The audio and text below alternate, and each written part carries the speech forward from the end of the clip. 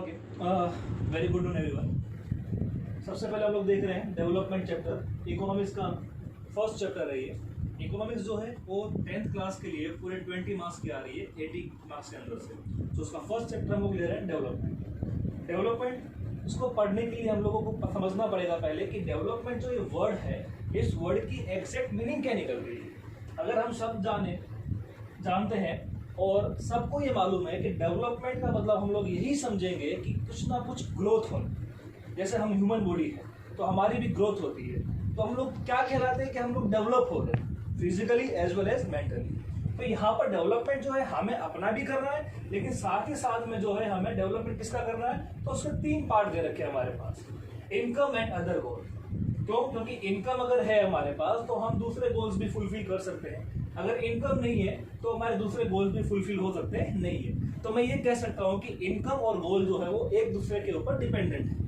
Okay, उसके बाद national development. अब नेशनल डेवलपमेंट क्योंकि एक नेशन जो है वो उनके लोगों से बनता है। एज वी आर इंडियंस, हम इंडियंस कहला रहे हैं। हम जितना अपने आप को डेवलप करेंगे उतना ही इंडिया डेवलप होगा।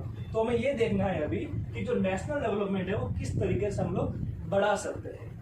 थर्ड दिया गया है how to compare different countries. अगर मैंने इनकम एंड अदर गोल की बात की है, इनकम और goal both are dependent on each other. तो हम इसके साथ साथ पढ़ते हैं नेशनल डेवलपमेंट। नेशनल डेवलपमेंट अगर हम लोग पढ़ते हैं तो दुनिया में सिर्फ एक देश नहीं है, बहुत सारी कंट्रीज हैं। तो सभी कंट्रीज का आपस में कंपेयर करना कि कौन सी कंट्री कितनी डेवलप है, उसी को हम लोग कहते हैं how to compare different countries. Okay, so development का मतलब हम लोगों ने देखा है यहाँ पर ग्रोथ। अब ये ग्रोथ किसकी होनी है, तो मैंने पहले ही बताया आपको, ग्रोथ हम ह्यूमन की होनी है पहले। क्यों? क्योंकि ह्यूमन डेवलप होगा तो अपने आप ही नेशन डेवलप होगा, और नेशन डेवलप होगा तो अपने आप ही वर्ल्ड डेवलप हो पाएगा, ये अर्थ डेवलप हो पाएगी। ओके, सो ग्रोथ देखते हैं हम लोग यहाँ पर। डेवलपमेंट क्या, मेरा एक क्वेश्चन है जिसका आप लोग आंसर दे सकते हो। डेवलपमेंट क्या सभी लोगों का, सभी ह्यूमन बींग्स का डेवलपमेंट गोल एक होगा या अलग अलग होंगे? हम ह्यूमन बींग्स है, हमारी हाथों की 5 उंगलियां बराबर नहीं है, तो इस देश के अंदर जितने भी ह्यूमन बींग्स हैं उन सबके डेवलपमेंट गोल अलग अलग हैं। इसीलिए हम लोगों ने यहाँ पर लिखा है income and other goal. Income किसी का डेवलपमेंट गोल हो सकता है या फिर इनकम के अलावा भी दूसरे डेवलपमेंटल गोल हो सकते हैं। इसलिए पहले ही डेवलपमेंट के बारे में मैं आपको बताना चाहूंगा, यहाँ पर थोड़ा ध्यान दीजिएगा डेवलपमेंट के ऊपर, कि डेवलपमेंट जो है इसको बताया गया है every person has their own developmental goal. Developmental goal अब क्यों ऐसा बताया गया है, एक एग्जांपल देता हूं मैं आप लोगों को, कि अगर किसी जगह पर डैम बन रहा है, अब डैम बन रहा है तो लोगों को पानी प्रोवाइड किया जाएगा, वहां से वाटर प्रोवाइड होगा। हो सकता है कि उसी डैम को हम लाइट इलेक्ट्रिसिटी बनाने के यूज में भी ले सकते हैं। अब इलेक्ट्रिसिटी बन रही है, लोगों तक वाटर सप्लाई हो रही है, दिस इज अ डेवलपमेंटल गोल, सबके लिए हो सकता है। लेकिन जब वो डैम जिस जगह पर बन रहा है, उस जगह पर जो लोग रह रहे हैं उनको रिहैबिटेट करना पड़ेगा अपने आप को, उन्हें अपनी जगह छोड़ करके जाना पड़ेगा, तो ये उनके लिए डेवलपमेंटल गोल हुआ नहीं। So I can say that development के बारे में every person has their own developmental goal, और I could write on different developmental goal. सबको समझ में आ रहा है यहाँ तक? ओके, ये हो गया डेवलपमेंट के बारे में। Let's move on income and other goal. Income and other goal अगर मैं देखूं यहाँ पर सभी लोगों के अपने अपने डिफरेंट डेवलपमेंट गोल है, तो इसको मैं बोल सकता हूं कि दिस इज कॉल्ड मिक्स गोल। क्या बोल सकता हूं मैं इसको? मिक्स गोल। क्यों? क्योंकि एक लाइन में आपको पढ़ के सुना रहा हूं, आप जरा ध्यान दीजिएगा। Beside seeking more income one way और the other, people also seek things like equal treatment, freedom, security, and respect of others. Similarly, for development, people look at a mix of goals. अब यहाँ पर 3 words लिए मैंने, equal treatment, freedom, security, as well as respect. Respect जो है हमारे constitutional right से मिलता है। अगर कॉन्स्टिट्यूशनल राइट हमें बता रहा है कि वी आर इक्वल, तो हमें इक्वल रिस्पेक्ट मिलनी चाहिए, चाहे अमीर हो, गरीब हो, मिडिल क्लास हो, चाहे बड़े हो, बच्चे हो, सबकी अपनी एक डिग्निटी होती है, सबकी अपनी एक रिस्पेक्ट होती है। तो जब तक रिस्पेक्ट मिल रही है, उन लोगों को इक्वल ट्रीटमेंट किया जा रहा है, फ्रीडम है उनके पास, फ्रीडम ऑफ स्पीच, वो उनको बोलने का अधिकार है, तो इसका मतलब ये कि वहाँ पर उनको डेवलपमेंट मिल रहा है, वो लोग ग्रोथ की तरफ बढ़ रहे हैं। तो ये 3-4 वर्ड्स याद रखिएगा, equal treatment, freedom, security and respect of others. जब तक ये 4 चीज अगर आपके पास नहीं है, इसका मतलब आप डेवलप नहीं हो। और ये इनकम एंड अदर गोल्स के अंदर जो अदर गोल मैंने बताया है, उसके अंदर ये 4 है: treatment, freedom, security and respect. ये 4 वर्ड याद रखिएगा।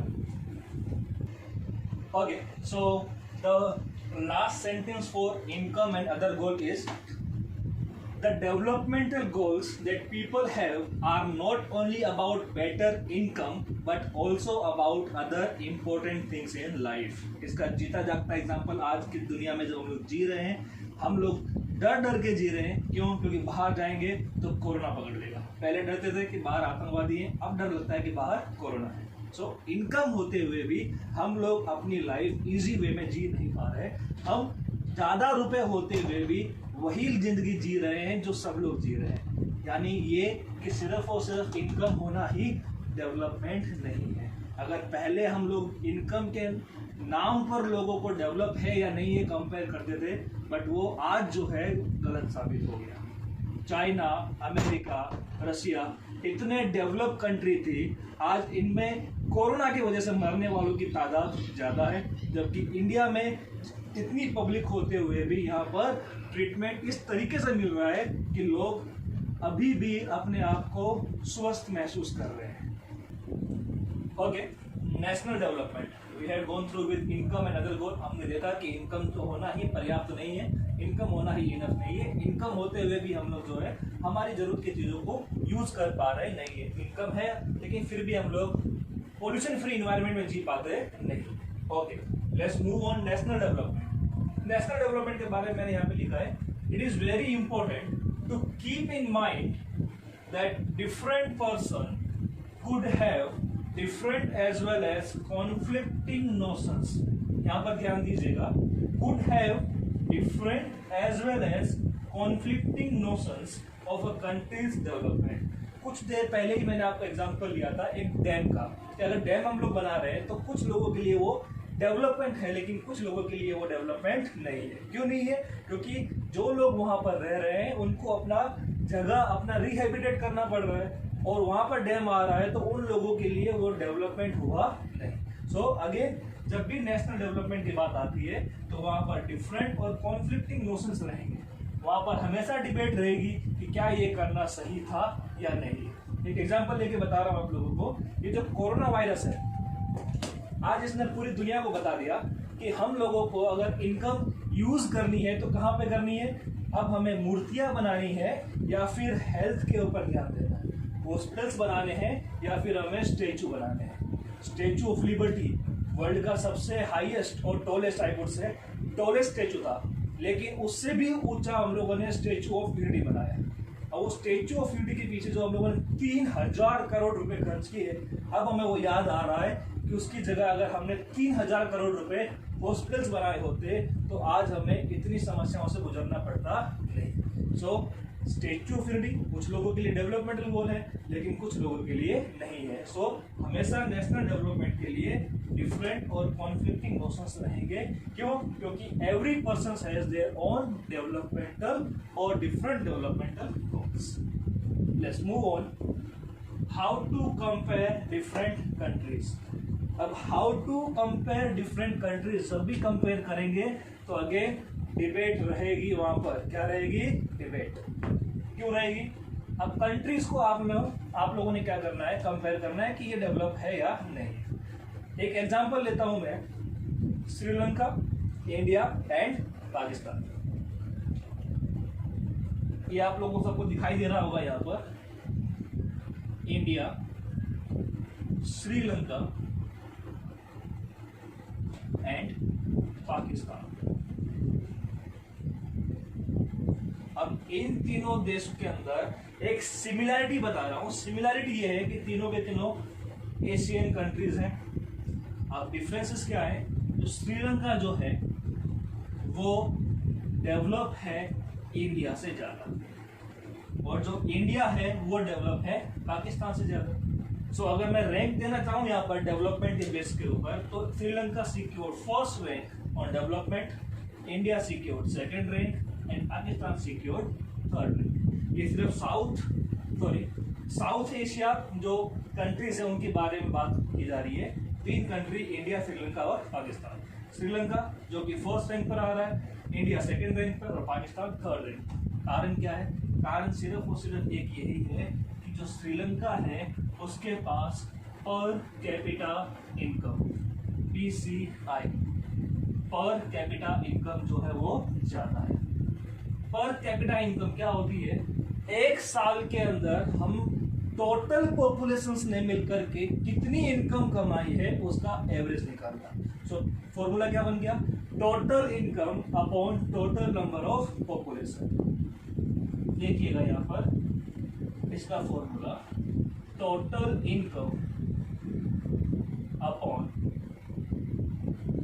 टोटल नंबर ऑफ पॉपुलेशन, ये बन गया फॉर्मूला इसके लिए, पर कैपिटा इनकम। अब एक क्वेश्चन दिमाग में आ रहा होगा कि अगर सब लोगों ने मिलकर के इनकम कमाई है और उसका एवरेज निकाला है, तो इंडिया का पॉपुलेशन ज्यादा है तो उसकी इनकम ज्यादा नहीं चाहिए। सही चीज है, लेकिन इंडिया की सिर्फ पॉपुलेशन ज्यादा है, उसकी इनकम ज्यादा नहीं। कारण एक्स्ट्रा पॉपुलेशन होना, यही जो है कम इनकम दे रहा है। और इनकम कम होने के कारण हम ना तो हेल्थ के अंदर जा पा रहे हैं, ग्रोथ कर पा रहे हैं, और ना ही हम लोग एजुकेशन के अंदर ग्रो कर पा रहे हैं। क्यों? क्योंकि हमारे देश में क्राउड ज्यादा है और इंफ्रास्ट्रक्चर कम है। और उस पर भी हम लोग बोल रहे हैं कि बाहर से आने वाले सभी हिंदुओं को हम लोग अपने यहाँ की सिटीजनशिप देंगे।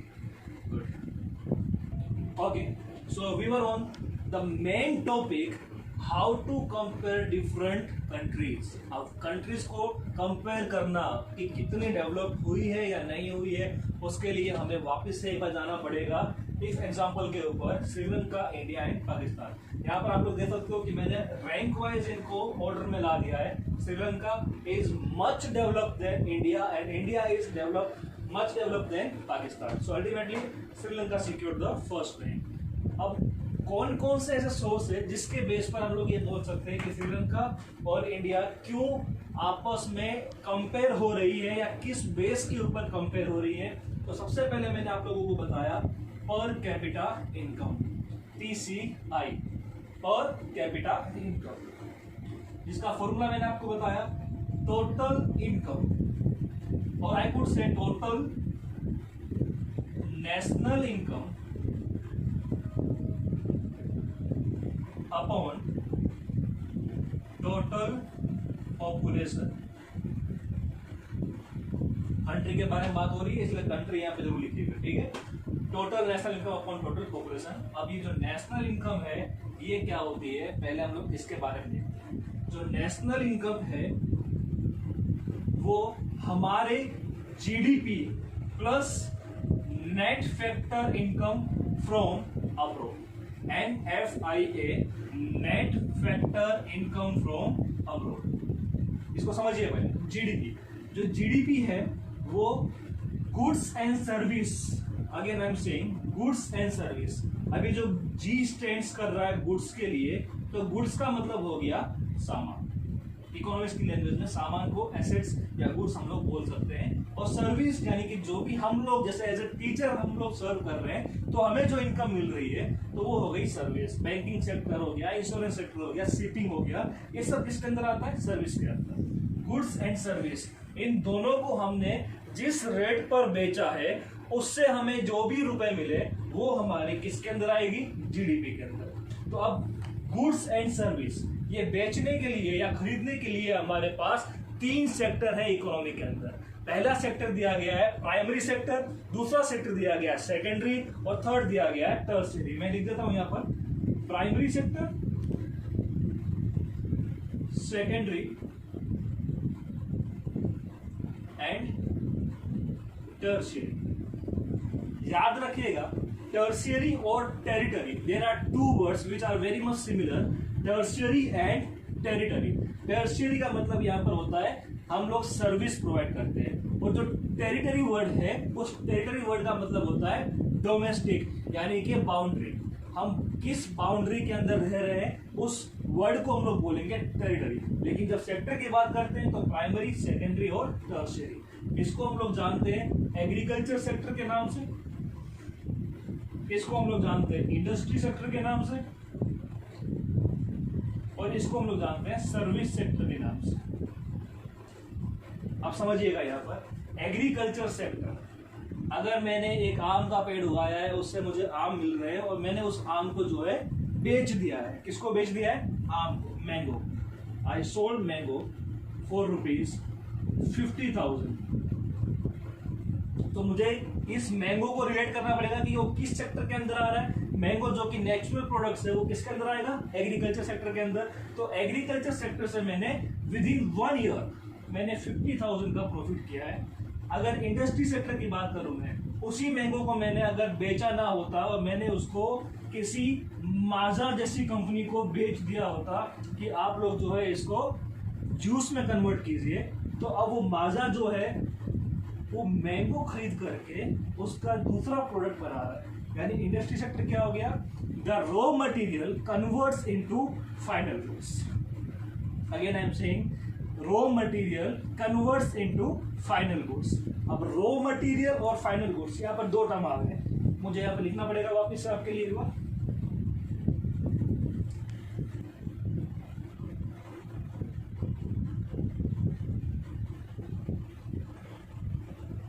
रॉ मटेरियल्स को दूसरा मैंने वर्ड बताया आप लोगों को फाइनल गुड्स। क्या वर्ड बताया? Final goods. रॉ मटेरियल और फाइनल गुड्स फर्क क्या है? तो अभी जस्ट मैंने आपके लिए एक एग्जांपल लिया कि अगर आप डायरेक्टली मैंगो सेल करते हो, डायरेक्ट, अगर डायरेक्ट सेल करते हो तो वो ऑलरेडी फाइनल गुड हो गया। यानी कि जो डायरेक्ट कंज्यूम कर रहे हो आप लोग, तो मैंगो जो अगर आप डायरेक्ट सेल कर रहे हो और खरीद रहे हो तो वो क्या हो गया? Final good. लेकिन आप लोग उस मैंगो का यूज रीमैन्युफैक्चर के लिए कर रहे हो। वर्ड क्या आ रहा है? रीमैन्युफैक्चरिंग। उस मैंगो से आप लोग वापिस से क्या बना रहे हो? कोई जूस बना रहे हो। तो उस मैंगो से जूस बनाओगे तो वो जूस आपके लिए हुआ फाइनल गुड्स, और मैंगो हो गया रॉ मटेरियल्स, जो किस में आ जाएगा वापस से? इंडस्ट्री सेक्टर के अंदर। और इंडस्ट्री सेक्टर के लिए मैंने क्या बताया आप लोगों को? Industry sector is a sector which converts the raw material into final goods, mango to juice. तो एग्रीकल्चर और industry sector, can I say both are independent of each other? Yes. एक क्वेश्चन आया होगा, इंडिपेंडेंट वर्ड यूज करते हैं, dependent word use करते हैं हम लोग। तो डिपेंडेंट का मतलब ये हो गया कि मैंगो और जूस और मैंगो दोनों एक दूसरे के ऊपर डिपेंडेंट होने चाहिए। यस और नो? तो उसी तरीके से एग्रीकल्चर और इंडस्ट्री सेक्टर दोनों एक दूसरे के ऊपर डिपेंडेंट होने चाहिए। लेकिन अभी तक तो हमें सिर्फ इतना पता चला है कि जो एग्रीकल्चर सेक्टर है और जो इंडस्ट्री सेक्टर है, उसमें इंडस्ट्री सेक्टर एग्रीकल्चर के ऊपर डिपेंडेंट है, क्योंकि मैंगो वहां पर गया है। कहां पर? इंडस्ट्री सेक्टर के अंदर। यस।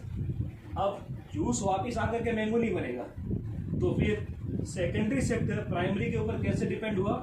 जब प्राइमरी सेक्टर को अपने क्रॉप प्रोडक्शन के लिए, हार्वेस्टिंग के लिए टूल्स चाहिए होते हैं, तो वो टूल्स सेकेंडरी सेक्टर से आते हैं। तो जब टूल्स चाहिए होंगे तो प्राइमरी सेक्टर किस पे डिपेंड हो जाएगा? सेकेंडरी के ऊपर। प्राइमरी डिपेंड होगा सेकेंडरी के ऊपर, और अगर सेकेंडरी को प्रोडक्ट चाहिए प्राइमरी से तो वो होगा सेकेंडरी पे depend. So primary depends on secondary sector and secondary sector depends on primary sector. So both are dependent on each other. अब यहाँ से आप लोगों ने कमाए थे 50,000 रुपए, और यहाँ से आपने कमाए 2 लाख रुपए एक साल के अंदर। तो 50,000 और 2 लाख दोनों को मिलाकर आपकी इनकम कितनी हो गई? 2,50,000। कितनी हो गई? 2,50,000। आपकी जीडीपी कितनी हो गई? 2,50,000। ओके, जीडीपी के लिए हम लोगों ने थर्ड सेक्टर का भी पढ़ा था, दैट इज टर्शियरी सेक्टर। अब प्राइमरी से सेकेंडरी या सेकेंडरी से प्राइमरी, ये सामान और ये जो गुड्स है सर्विस है वो फ्लो कैसे हो रही है? Just because of tertiary sector, just because of tertiary sector. क्योंकि मैंने पहले ही बताया आपको, टर्शियरी सेक्टर जो है वो सर्विस प्रोवाइड करता है, जैसे कि ट्रांसपोर्टेशन, जैसे कि कम्युनिकेशन, बैंकिंग, फाइनेंसिंग। अगर आप लोगों को सामान यहाँ से यहाँ तक और यहाँ से यहाँ तक भेजना है तो किसकी जरूरत पड़ेगी? Transportation and communication. Okay, so हम लोगों ने देखा तीनों सेक्टर के बारे में, primary, secondary and tertiary, where primary and secondary both are independent और both are dependent on each other. Primary depends on secondary and secondary depends on primary, but both are connected with tertiary sector. Why? Because the tertiary sector is the one which can't show the product. It is an intangible services. It provides you the intangible products. Like we are teachers, we are serving you. We do not sell you any of the product, but we are just serving you. So whatever we are serving you, this service do not give you any physical assets, but this service is an intangible product which we are going to provide you, and this service comes under the tertiary sector. Likewise the financial, likewise the banking, insurance, these all are comes under the service sector, and this service sector interlinks the primary as well as the secondary sector. Okay, so let's take an example of primary, secondary and tertiary sector over here. Primary sector gives you the 50,000 income, secondary sector gives you the income of 2 lakh, and the tertiary sector gives you the income of 1 crore. If I will talk about the total income from these three sectors, we can come to generated in a financial year. The financial year is, okay, so in primary, secondary and tertiary together we are earning 1 crore 2,50,000 rupees. This is called our GDP, gross domestic product. Gross means total. Whatever we are earning from all these three sectors in a financial year. Financial year which starts from the 1st April to 31st March. Okay. Now GDP plus NFIA. We are having another factor, that is net factor income from abroad. I have written over here net factor income from abroad. Some of our company also earning from the abroad, and some of the multinational companies also earning from our country. So that their difference, their net income is supposed to add over here. If I will take an example that our net factor income from abroad is 2 crore, is of 2 crore. So GDP plus NFIA 1 crore 2,50,000 plus 2 crore.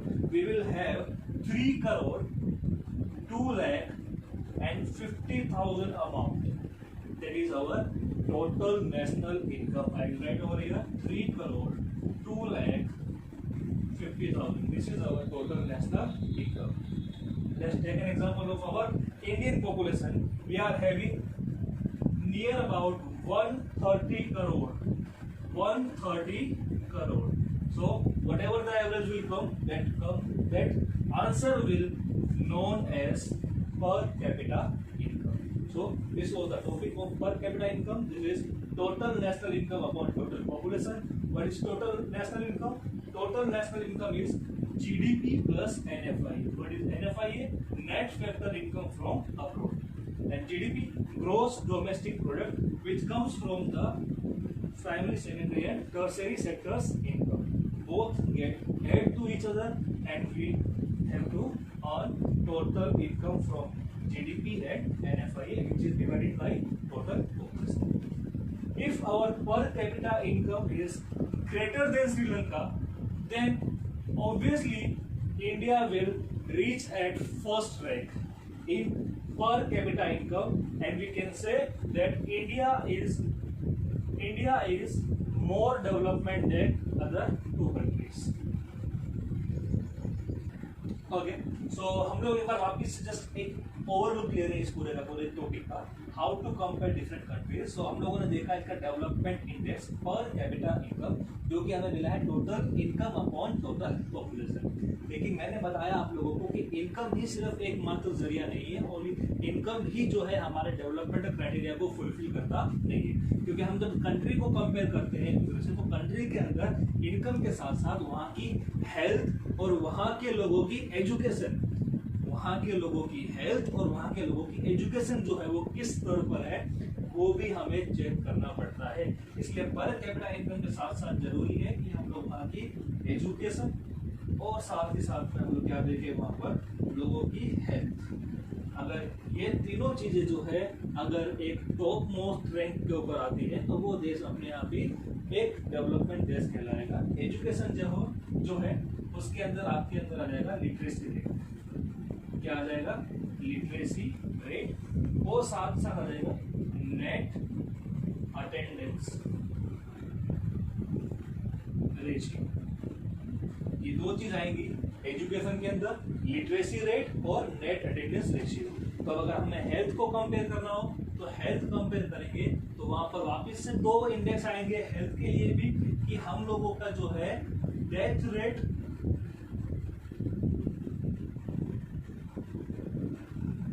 और birth rate.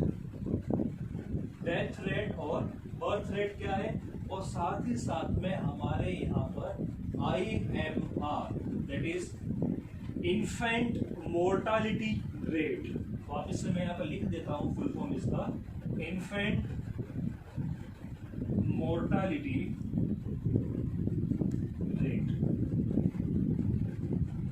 ये एक word आपके लिए नया आया होगा, infant mortality rate. एक खाली एग्जांपल दे सकता हूँ आपको मैं यहाँ पर, कि अगर नवजात शिशु जन्म लेता है और जब वो जन्म लेता है तब से लेकर के 1 वर्ष, अगर वो 1 साल से पहले उसकी डेथ हो जाती है तो इसका मतलब ये कि जो बच्चा था वो स्वस्थ नहीं था। स्वस्थ क्यों नहीं था, क्योंकि उस पर उसकी जो माँ है उसको ही हेल्थ वाइज सेटिस्फेक्शन नहीं मिला, उसकी खुद की हेल्थ सही नहीं थी, यानी उसकी माँ हेल्थ वाइज सही नहीं थी, और उसी के कारण उसका बेटा भी जो है, उसका बच्चा भी जो है वो अनहेल्दी हो गया, और अनहेल्दी होने के कारण वो 1 साल से पहले ही मर गए। अगर वो रेट ज़्यादा है तो भी हम लोग हेल्थ में सही नहीं है। सो इन्फेंट मोर्टालिटी रेट क्या हो गया, 1 साल से पहले नवजात शिशुओं की मृत्यु हो जाना, ये कहलाता है इन्फेंट मोर्टालिटी रेट। दूसरा death rate and birth rate. Education के अंदर literacy rate and net attendance ratio. पर कैपिटा इनकम जो कि लोगों की पर कैपिटा इनकम, इसको जो मेजर करता है डिफरेंट कंट्रीज के लिए, तो इसको मेजर करता है वर्ल्ड बैंक, या फिर हम बोल सकते हैं IMF, international monetary fund. International monetary fund, ये दो संस्थाएं, ये दो इंस्टीट्यूट ऐसे हैं जो कंपेयर करते हैं इनकम के बेस पर इसको कंट्रीज को। लेकिन एजुकेशन और हेल्थ ये भी जरूरी है। अगर ये हेल्थ और एजुकेशन किसी देश के अंदर सही नहीं है तो वो देश डेवलप कहलाएगा नहीं। तो इन एजुकेशन और हेल्थ, इन क्राइटेरिया को जो चेक करते हैं वो संस्था का नाम है UNDP, United National Development Programme. ये है UNDP। अब ये जो तीनों हमने देखा यहाँ पे criteria, per capita income, education and health, इन तीनों चीजों को हम लोग मिलाकर के बोलेंगे human development index, HDI, human development index. अब यहाँ पर मैं आज के इस टॉपिक को खत्म करता हूँ, लेकिन आप लोगों के लिए एक होमवर्क यहाँ पर रहेगा। आपको सर्च करना है, आपको अपनी बुक में पढ़ना है जो मैंने आपको पढ़ाया, ये कि आपके पास एजुकेशन के अंदर लिटरेसी रेट और नेट अटेंडेंस रेशियो, ये दो चीजें, दो वर्ड्स हैं, इनकी डेफिनेशंस, साथ ही साथ में हेल्थ के अंदर डेथ रेट, बर्थ रेट और IMR जो मैंने अभी अभी आपको बताया, इनकी डेफिनेशंस। तो टोटल 5 डेफिनेशन हो गई।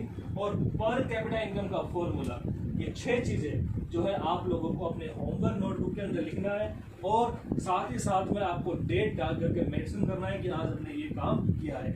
नेक्स्ट लेक्चर जब अपना होगा तब मैं आपको बताऊंगा कि जो ह्यूमन डेवलपमेंट इंडेक्स है उसको वर्ल्ड बैंक, IMF और UNDP किस तरीके से कंपेयर करते हैं, इनके डिफरेंसेस हम लोग पढ़ेंगे। आज के लिए